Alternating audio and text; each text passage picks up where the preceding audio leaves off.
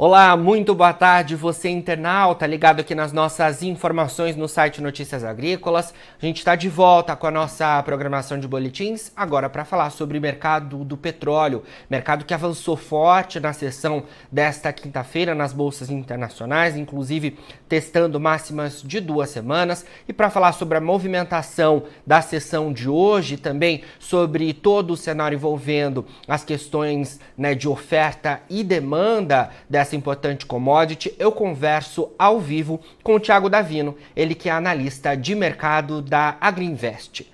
Thiago, muito boa tarde, obrigado por estar presente aqui com a gente, nossa primeira entrevista de 2024, então um bom ano para vocês, tá bom? Obrigado, Jonatas, muito obrigado mesmo, é um feliz ano novo para todos, né, para vocês aí, para os telespectadores, ouvintes aí do Notícias Agrícolas. E começamos o ano com uma oscilação, né, para o preço do petróleo, porém, se a gente pegar desde o dia 5 de dezembro, ele tem operado praticamente numa banda lateral entre 71 e 75 dólares. Né? Hoje o petróleo está subindo um pouco por conta das questões dos conflitos ali no Oriente Médio, alguma preocupação aí envolvendo rebeldes ali do Irã que estariam, né, atacando navios petroleiros ali na região. Porém, na contrapartida, assim como a gente observa hoje no mercado da soja, a demanda está muito frágil, muito fraca. E isso também inibe que essas tensões possam ter o potencial mais forte de alta. Então, o preço acaba tendo duas forças: uma baixista, que é a demanda fraca, e o lado altista são essas tensões ali no Oriente Médio. Mas no final, o choque acaba ficando neutro e o preço acaba andando um pouco lateral. Né? Vai um pouquinho para lá, 75, volta um pouquinho para 70, mas no frigir dos ovos, se a gente pegar na média, ele tem operado aí ao torno de 72 dólares o barril. De fato, né? A gente viu durante a sessão desta quinta-feira o mercado até a subir cerca de 3% ali, mas já reduziu esses ganhos, apesar de ainda seguir no positivo. De fato, esse range de 71 a 75 dólares o barril segue predominando no mercado nos últimos dias. E a gente vai falar um pouco mais sobre as questões envolvendo demanda também mais à frente, mas eu queria que você mencionasse, Thiago, ainda essas questões das tensões no Oriente Médio, que hoje, claro, tem dado suporte aí, né, por conta de caso envolvendo ali, né, o Irã, mas a gente não vê no mercado do petróleo algo que ocorreu na década de 80, por exemplo, quando a gente tinha tensões também sendo registradas e o mercado teve aquele momento em que repercutiu muito fortemente isso, né? A gente vê que as tensões seguem pelo Oriente Médio, mas o mercado não tem oscilado muito. Perfeitamente. O que ocorre ali, ao contrário do que foi lá na crise do petróleo da década de 70, que foram estourar uma grande crise econômica nos Estados Unidos no início da década de 80, é que lá você tinha um conflito entre os países árabes e Israel, e como os Estados Unidos apoiavam Israel, como retaliação ao país norte-americano, os países árabes iam e fechavam a torneirinha de oferta de petróleo para a maior economia do mundo.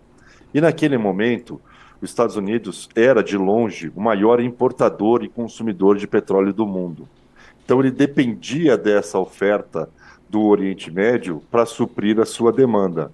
Como os países árabes usavam isso muito bem no momento para retalhar a ajuda dos Estados Unidos junto a Israel, isso acabava trazendo um impacto de alta muito forte ao preço do petróleo. Para a gente ter uma ideia, o petróleo sai de 13 dólares o barril no final da década de 70, vai bater a casa de 34 dólares. Poxa, 34 dólares a gente olha, acho que barato. Mas sair de 13 para 34, você tem um impacto inflacionário aí de quase triplicar o valor do preço daquela commodity. E isso gerou a maior pressão inflacionária nos Estados Unidos, maior até que essa que a gente tem observado agora pós-pandemia. Porém, no momento atual, os Estados Unidos continua sendo o maior consumidor de petróleo, porém hoje ele é o maior produtor também. E ele produz mais do que consome, portanto, ele passa a ser um exportador de petróleo. Ele não depende mais de importação. Então, não adianta os países árabes tentarem retalhar os Estados Unidos, fechando a torneirinha e impedindo a venda do produto para o país norte-americano, porque o efeito sobre os Estados Unidos vai ser nulo. Eles não dependem mais da produção árabe para atender a sua demanda interna. E por isso os países árabes ficam um pouco de mãos atadas de como retalhar os Estados Unidos. O que acaba gerando um impacto altista no preços pontualmente nesse conflito é porque o Irã, ele é um dos países que controla o canal de Suez. E pelo canal de Suez sai 30% de todo o petróleo exportado no mundo. Então, se o Irã começa a fazer ataques, e tem feito isso, né? Ataques a navios petroleiros, isso tende a diminuir a oferta de petróleo vindo daquela região para os países do globo que são importadores. Porém, o impacto é bem menor do que seria se tivéssemos ainda os Estados Unidos como um país relevante como importador de petróleo. Perfeito, Thiago. Excelente explicação que resume o que a gente, né, vem acompanhando aí nos últimos tempos no mercado do petróleo com relação a essas tensões no Oriente Médio, que tem papel importantíssimo ali na produção do óleo. Eu queria que você falasse um pouco mais também, Thiago, em relação à demanda, né? Porque a gente vem acompanhando desde o ano passado as nuances envolvendo essa questão com impacto para o mercado, a China, né, que aí tem destaque em relação a este tópico do mercado, não tem, né, dado muitos sinais positivos em relação à demanda, não é isso? Perfeitamente. Em 2023, a grande frustração no mundo se chama China. Todos os países, quando saíram das medidas de restrições sanitárias, de restrições de locomoção, de locomoção urbana, esses países tiveram um boom de consumo. E se esperava que a China, que só foi o último país no mundo a acabar com o fim das restrições de mobilidade urbana, fosse ter um boom do consumo. Mas o chinês acabou adotando pela poupança e continua ainda reticente, com medo da doença, e por isso não teve o consumo esperado na China, e por isso a China foi a grande frustração do ano passado. Foi um fator muito importante para o preço do petróleo médio do barril ao longo de 2023 ter ficado bem abaixo do preço médio de 2022, né? A ausência da China trazendo uma recuperação da sua economia. E vale mencionar, a China é o maior importador de petróleo do mundo hoje, né? Ela assumiu o lugar dos Estados Unidos. Então, a gente teve esse baque da China e continuamos tendo até então. A economia chinesa, até o momento, não dá nenhum sinal de melhora de demanda, nenhum sinal de melhora de consumo. Portanto, a gente perde essa força altista que é a demanda da China. Por outro lado, um outro fator também negativo da demanda é que nós entramos agora, na teoria, num período sazonal de alta do petróleo, que é o período do inverno no hemisfério norte. Nessa época do ano, aumenta-se muito a demanda por óleo para calefação, óleo de aquecimento das casas, nos Estados Unidos, na Europa, né, por conta do frio. Porém, como estamos tendo um frio bastante ameno, tanto na Europa quanto nos Estados Unidos, a demanda por óleo de calefação está baixa em relação aos últimos anos, trazendo mais um ponto negativo da demanda. Então, a gente tem, de um lado, uma China que não dá sinais de vida de reaceleração econômica, pelo contrário, né, está com um crescimento pequeno e constante, e não dá sinais de melhora. E na outra ponta, que a gente poderia ter uma recuperação da demanda para óleo de calefação, também não temos, porque o frio está menos rigoroso que nos últimos anos, diminuindo, então, a demanda de óleo para calefação. Portanto, Jonatas, o lado da demanda tem sido um importante peso na formação do preço na ponta negativa. Perfeito. A gente conversava também, Tiago, um pouco mais sobre dados dos Estados Unidos envolvendo a questão dos estoques, que estão, os estoques estratégicos, né, estão nos níveis mais baixos da história. Isso tem, de alguma forma, limitado ali as quedas envolvendo a questão da demanda também, né? Perfeito. Com o advento da guerra Rússia e Ucrânia, o país russo cortou o fornecimento de gás natural e de petróleo para a Europa. Por conta disso, os Estados Unidos viu como uma oportunidade de negócio e os Estados Unidos passou a suprir a demanda europeia com a sua oferta da sua reserva estratégica. Então, os Estados Unidos exportou muito petróleo para a Europa nos anos de 2022, 2023 e segue exportando agora, vai seguir exportando, melhor dizendo, ao longo desse ano de 2024. Por conta disso, as reservas estratégicas dos Estados Unidos caíram para os menores níveis da sua história. E diante desse quadro, O governo americano, isso ele já tinha anunciado na metade do ano passado. Quando o petróleo se aproximar da casa de US$ 69 o barril, ele ia entrar no mercado comprando o produto, formando estoque. Por isso que a gente tem observado, toda vez que o petróleo se aproxima dos US$ 69 o barril do petróleo, logo há um rápido repique no preço e ele volta a subir. Porque aí é os Estados Unidos entrando e comprando o petróleo, apesar de ele ser autossuficiente, ele quer recompor a sua reserva ao longo do tempo. Mas como ele está em uma situação mais confortável, por ser hoje o maior produtor de petróleo do mundo, ele estipulou US$ 69 como um nível que ele entende como ideal para a compra do petróleo, porque ele acha que nesse nível está barato. Por isso que a gente acaba criando um piso no petróleo nesse 69. E por isso que o petróleo não cai mais. E em contrapartida, a demanda fraca global impede com que o petróleo também possa vir voltar para casa dos US$ 80 ou se aproximar desse patamar. Tiago, a gente teve ontem, né, na quarta-feira, a divulgação dos estoques dos Estados Unidos, né, todos aqueles dados envolvendo também a atividade das refinarias e o cenário de combustíveis por lá. A gente teve algum destaque importante que a gente precisa acompanhar para as próximas semanas? Os destaques são todos eles na ponta negativa para o preço, né? Tanto é Certo. que antes de sair os números, o petróleo estava operando em alta ontem, na parte da manhã. Acabou virando para queda no fim do dia, depois da divulgação dos números do estoque dos Estados Unidos.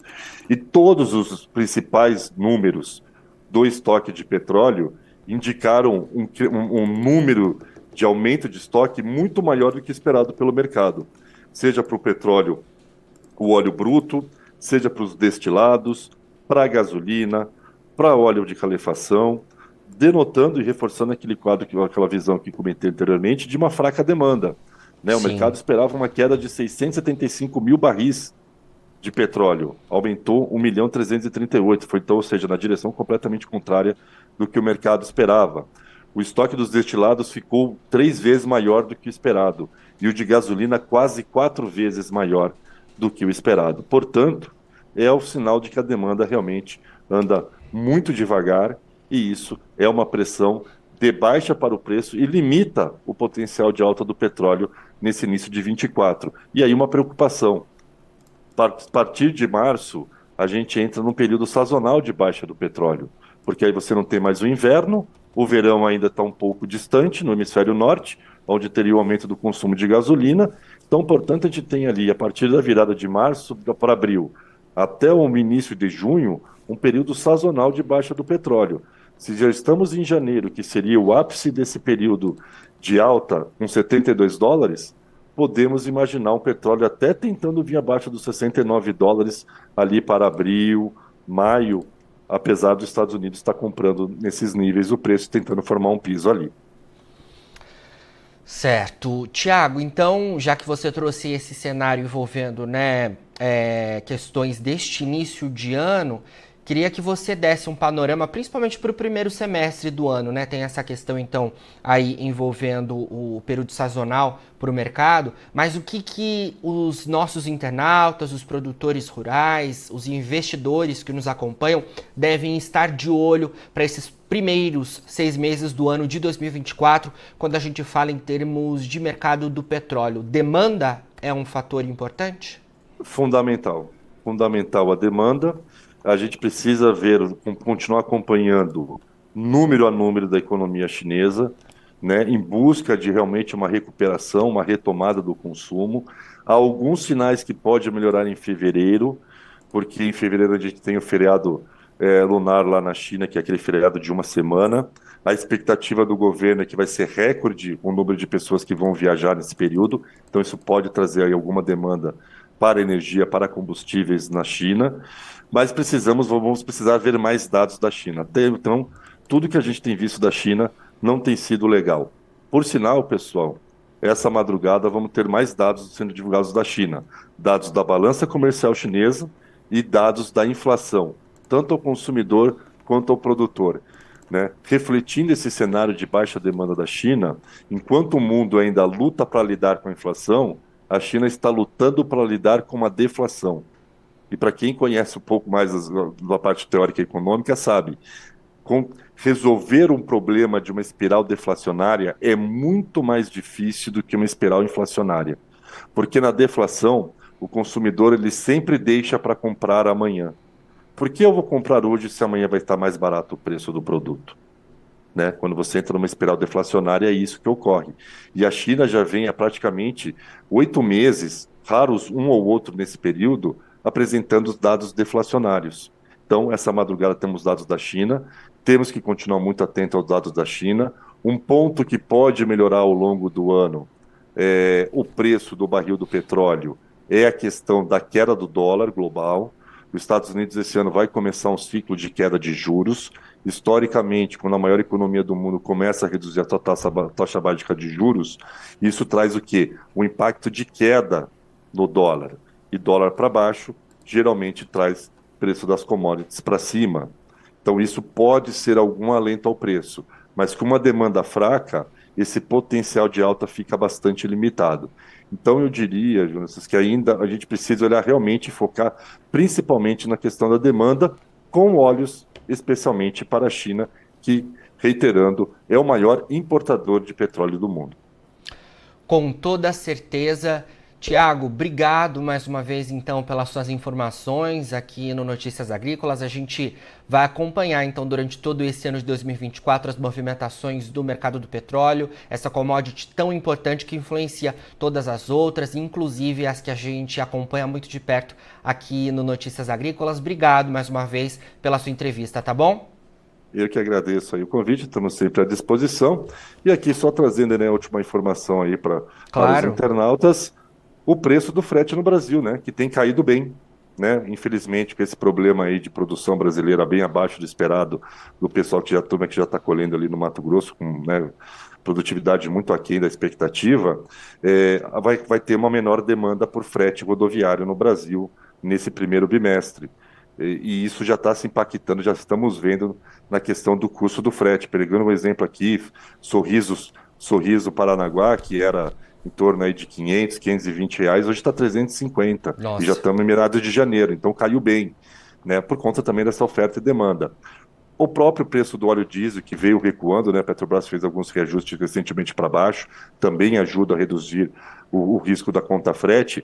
Então a gente começa a ter um quadro um pouco melhor em termos de custo logístico no Brasil. E isso tenderá em algum momento melhorar um pouco o preço do produtor brasileiro, apesar de todo esse cenário de dificuldade que a gente tem observado, muito por conta exatamente do problema da demanda chinesa, né? A China sendo uma pedra no sapato de todo mundo aí que é produtor de commodities esse ano, viu, Jonatas, no começo.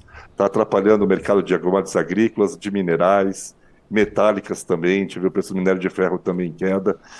Todo mundo de olho na China, né? A China precisa voltar a crescer com maior força, senão a gente vai ter uma estagnação aí da demanda global e o mundo produzindo cada vez mais, e isso vai levar a uma queda do preço, né? Oferta e demanda. Se a oferta aumenta e a demanda não acompanha esse ritmo de crescimento, aumenta o estoque, derruba o preço. Com certeza, tá bom? Thiago. Muito obrigado. Obrigado pelas suas informações e eu vou te mandar uma mensagem para a gente falar um pouco mais sobre essa questão dos fretes que você trouxe, importante informação por aí. Vamos ampliar mais isso aos nossos internautas, tá bom? Perfeito, tá bom. Grande abraço a todos. Abraço, bom restinho de semana. Obrigado igualmente. Conversamos aí então ao vivo com o Thiago Davino, analista da consultoria Agriinvest. Agora na finalização do nosso boletim, você encontra os perfis das nossas redes sociais. Siga a gente por lá para se manter atualizado sobre tudo de mais importante relacionado ao agronegócio brasileiro. A gente fica por aqui, mas daqui a pouquinho tem fechamento do mercado da soja. Fica por aí, a gente se vê. Notícias agrícolas, informação agro relevante e conectada.